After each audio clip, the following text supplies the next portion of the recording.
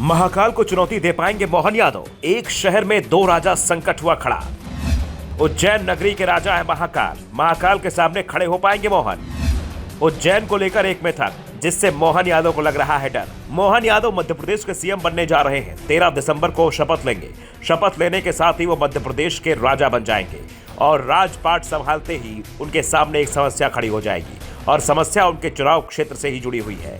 दरअसल मोहन यादव उज्जैन दक्षिण विधानसभा सीट से विधायक हैं।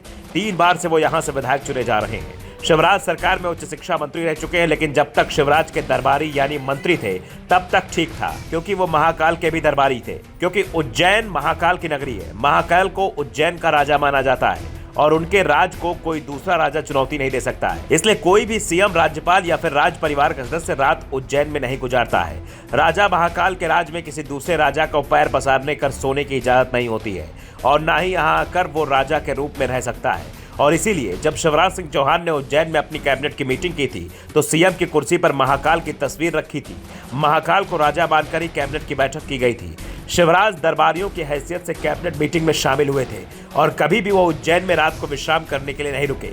यहां तक कि जब उज्जैन में कुंभ भी लगा तो पूरे महीने शिवराज सिंह चौहान सुबह सुबह भोपाल से हेलीकॉप्टर से उज्जैन पहुंचते थे और रात को सड़क मार्ग से वापस भोपाल लौट जाते थे। उनकी कभी हिम्मत नहीं हुई कि वो रात में उज्जैन में विश्राम कर ले, क्योंकि जो भी राजा एक रात उज्जैन में गुजार लेता है वो राजा नहीं रह जाता। और सिर्फ शिवराज ऐसे अकेले मुख्यमंत्री नहीं रहे जिन्होंने उज्जैन में रात में विश्राम नहीं किया हो। एमपी का कोई भी सीएम कभी भी उज्जैन में रात को नहीं रुका है।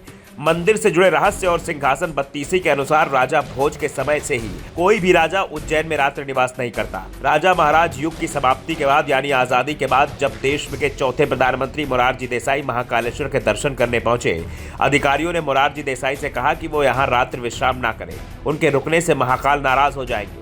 लेकिन देसाई ने अधिकारियों की बात नहीं मानी और उन्होंने उज्जैन में रात गुजारने का फैसला किया। अगले ही दिन उनकी सरकार गिर गई और देसाई पूर्व पीएम हो गए। इसके बाद एक बार येदियुरप्पा जो कर्नाटक के सीएम थे वो महाकाल के दर्शन के लिए उज्जैन आए और रात यही रुक गए। इसके बाद येदियुरप्पा की कुर्सी 20 दिनों के अंदर ही चली गई।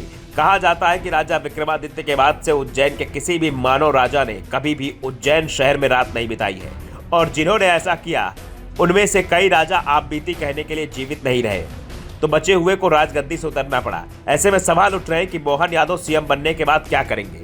क्या वो उज्जैन, जो उनका चुनाव क्षेत्र भी है, या वहां रात्रि विश्राम करेंगे, या फिर पूर्व के सीएम की तरह सुबह उज्जैन पहुंचेंगे और रात को या तो भोपाल लौट आएंगे या उज्जैन के करीबी किसी जिले में रात गुजारेंगे। फिलहाल 13 दिसंबर को वो सीएम पद की शपथ ले रहे हैं और मोहन यादव के मंत्रिमंडल में कौन कौन से मंत्री शामिल होते हैं अभी तो वो इसकी सूची बनाने में ही व्यस्त है। साथ ही पार्टी के वरिष्ठ अधिकारियों का आशीर्वाद भी लेने में जुटे हुए हैं। फिलहाल तो हमने आपको उज्जैन और उससे जुड़ा हुआ मिथक बताया है। वैसे ये भी कहा जा रहा है कि मोहन यादव उज्जैन के ही रहने वाले हैं और शायद महाकाल की कृपा से ही वो सीएम की कुर्सी तक पहुंचे हैं। इसलिए अगर वो उज्जैन रुकते हैं तो उज्जैन वासी होने के चलते शायद महाकाल की कृपा उन पर बनी रहे। Bureau report, the Navdarpan news.